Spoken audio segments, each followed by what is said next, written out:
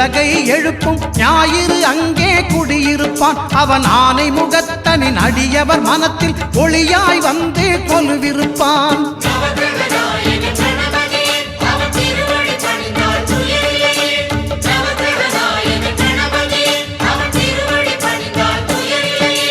ஒன்பது கோளும் ஒன்றாய் காண அங்கு கற்பகம் என்னும் கடவுளின் மெய்யில்